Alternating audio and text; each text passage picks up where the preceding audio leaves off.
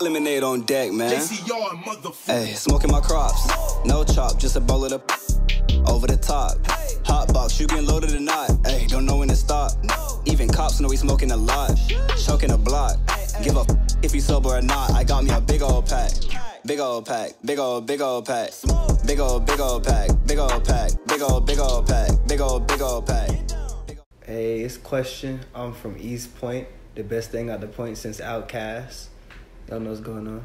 I was always fascinated with keyboards. I picked up drums probably when I was about 4 or 5. I took drum lessons for a little bit, but I always just I used to copy the drum beats from songs I loved. It was that's kind of a lot of producers, that's a strong suit that we have. So when I was in middle school, the school system was kind of hard. They didn't know what to do with a blind kid in a big classroom. So they used to just kind of pass me with a seat and didn't give me a lot of work, but the school gave me a laptop. So I started making beats on the sound recorder software, because I thought that shit was cool when I was young, that I didn't have to do any work. But then I realized you got to pass these tests. You got to know what's going on. So after a while, I went to this school for the blind, but yeah, I started making beats in there. My first real memory with music is as a toddler. I had this toy keyboard, and I just started making connections in my head with what melodies sounded good, and they sounded like stuff that I heard on the radio. And I just, now being older, I know that was really early to know the difference between what was not good enough and what was really cool, and when I had caught on to something. So from a really early age, I just started playing what I heard. And I had a See and Say, the little toy that has all the little animal pictures and things. And I started DJing with that. So I used to do crazy shit. And then I used to blend songs together with CD players. There was turntables. So I was just always been into it. I started freestyling when I was 5. I was in the studio. My mom always kept me around it. She nurtured it. She knew automatically what it was. So she brought me up, always. She never told me how to make music, what to say, what to do, nothing. But she always gave me a platform and gave me a space to make music. So she has a lot of friends that just had studios, kept me in there. So one day it was just natural. They gave me a microphone, turned the beat on, I started rapping, and everybody spazzed. So I started honing it more, learning about it. And then I got with a friend in elementary school, and we kind of made this little rap group. And I was serious about it then, but we had people kind of want to manage us. We did performances and shit. So it was real from that point on, that's what I was doing. I'm an artist and a producer who is real versed in different instruments. So I like to call myself a musician. I try to bring every genre I listen to together, but in a way where it doesn't sound weird and it doesn't sound too different, too hard to digest. I upload to my YouTube pretty regularly, so every day I try to make a beat for that. So I usually try to knock those out pretty early in the day, and then after that I'll just kind of listen to music again, and if there's any beats that some producers I work with have sent me, I'll go through those and try to record. I find it kind of hard to rap to my own production, because when I make beats, I make it with an artist in mind or with a type of artist in mind. So then for me to try to come on it afterwards, it's not perfect. Over the past year, I've been blessed. I've been able to get a lot more just events and different things to be in the city. So I'll go to a club and network with people, just kind of try to meet, because that's real important, is building relationships with whoever's out there. If you're just making music all the time but you're not out, nobody's gonna know about you. So I just go and talk.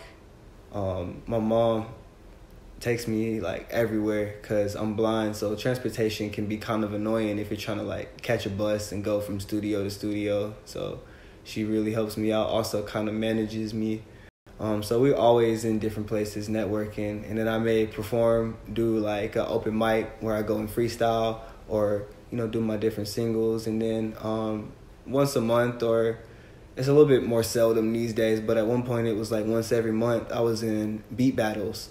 So I just go head to head with a producer, and then there's like 4 rounds, and then the last 2 producers go up, and I've won about 10 to 12 beat battles in the city over the past like 3 years. People don't take it serious that a blind person can make beats. They're like, you're a troll. Like, I'll be in somebody's live stream, and I get it because they don't understand, but like, it's crazy. People just react negatively to what they don't understand instead of trying to understand it. Like, they just like, fuck it. So I'll be in somebody's live stream because I have a phone. I got an iPhone, and every iPhone comes with a software that will read everything that's on the screen to you. And that's how blind people use technology. We can't see it, but it'll read out loud everything that comes across the screen. And like, the way that somebody looks at their phone every day can skim across their apps really fast, the software reads really fast. So I'll be in a producer's live stream trying to submit my beats, and I'll be like, yo, I'm a blind producer, check my beats here. And they're like, if you're blind, how do you talk to me? How did you get to YouTube? And then everybody else in the streams like, oh, he's a troll. So they'll be like, oh, I'm a deaf producer, I'm this, I'm that. And so like, it's kind of weird sometimes, but that's becoming less and less. The more notoriety I get, people are taking it seriously because they realize this shit is possible. There's actually a lot more blind producers too. I was in the studio recently playing beats, and people told me I was like the second blind producer they come across in a week. So that's pretty crazy. Everybody I listen to inspires me. I just like, since I wanted to do music for so long, and since it's the thing that like is my passion and my career, I just soak up like a sponge all the time. One of my biggest inspirations as far as my rap career goes is UK Grime, which is like their style of rapping, because like the standard rhythm that they use is twice as fast as the standard rhythm we use. So there's just a lot more complex patterns and crazy flows that they use. So that's kind of where I took my cues from in the past couple of years, just because there's been a lot of like exploration with cadences and rap right now, people using different flows, and nobody's really doing that over here. So I'm kind of bringing light to it. Tupac is my favorite rapper, favorite artist ever. I would love to make a song with Tupac, just because, I mean, for one, he's my favorite, but for two, like, it would be a real challenge, because every one of his songs, like, he speak on some like real shit. Like, I don't know, he's like, people like to kind of trip because he's not the most intricate lyricist ever. He doesn't do double time grime raps, but you feel everything he says. It's common language, like it's gonna connect. And so like me, I'm more like a rapidy rap bars type of person, so I gotta keep up. And then I think it would be fun because everybody who worked with Tupac talks about his work ethic and how he can make a song like super fast. And as a freestyle artist, I love anybody who could do that. So I would love to see his reaction to me spitting a verse in one take when he's ready. Like, that would be amazing to me. Alive though, I want to work with like the Fray. I like a lot of the kind of chill music, like a lot of guitar, relaxed music like that. So people like that are really inspirational to me. So I want to kind of mold the genres together, do something crazy. So that would be super dope. It's a lot of people, like Wiz, obviously, Bob Marley, that would have been crazy, T.I. for sure, Tech Nine, Eminem, like the entirety of the UK grime culture, like all of them are super crazy. So like Gets especially, but Juice WRLD is crazy. X, rest in peace to X. XXX Tentacion. He's like so versatile. I wish I could have worked with him. I feel like our energy's like on kind of the same way as far as like the musicianship goes, because he touched so many genres. good vibes and inspiration. Like, as far as my artistry goes, like when I rap, I want people to, like, if you rap, listen to that shit like for the flow. You know what I'm saying? Like, I'm always try to give you something different, something cool and unique, and then, you know, something chill too. And then, like, if you don't, and if you just a fan, if you just cool, and like all of my music, I feel like is something you can put on and just relax to or relate to and just kind of be. Like, I make something that'll make you think, something that'll make you party, you know, something it's a little slower.